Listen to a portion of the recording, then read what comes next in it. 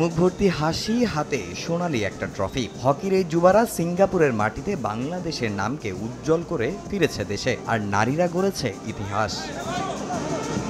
Junior AHF কাপে শক্তিশালী চীনকে ৪-০ ব্যবধানে হারিয়ে টানা দ্বিতীয়বারের মতো শিরোপাটা উঁচিয়ে ধরেছে বাংলাদেশ অনূর্ধ্ব-২১ পুরুষ হকি দল। আর বাংলার নারীরা সিঙ্গাপুরকে ৭-১ গোলে উড়িয়ে দিয়ে ইতিহাসে প্রথমবারের মতো দ্বিতীয় স্থান অধিকার করা ছাড়াও জায়গা করে নিয়েছে জুনিয়র নারী এশিয়া কাপের মঞ্চে।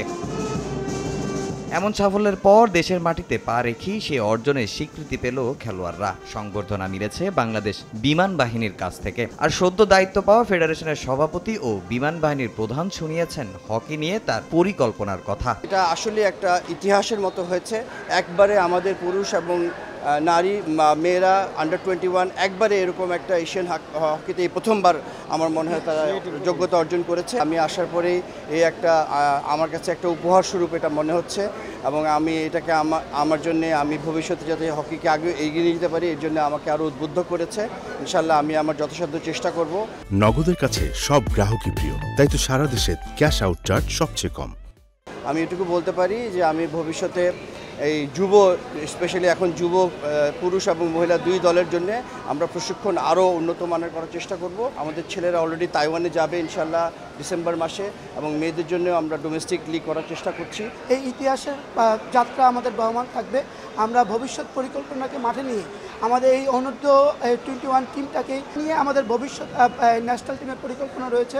আমরা আমাদের যে টেকনিক্যাল ডাইরেক্টর রেখেছি, আমাদের সামনে যে সকল ইভেন্টগুলো রয়েছে, আমরা মহিলা প্রিমিয়ার লিগটা অতি শীঘ্রই মাঠে নিয়ে আসব।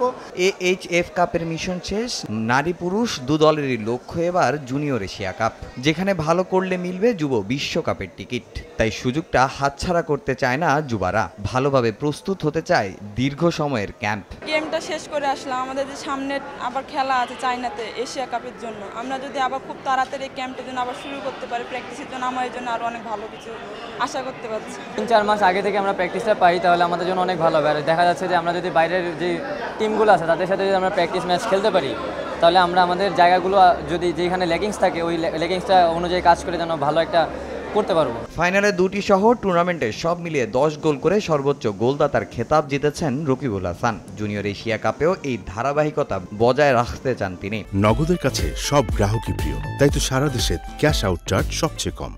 গত বড় AHF কাপে এই টুর্নামেন্টে সর্বোচ্চ গোলদাতা ছিলাম, এইবার আল্লাহর রহমতে আসি।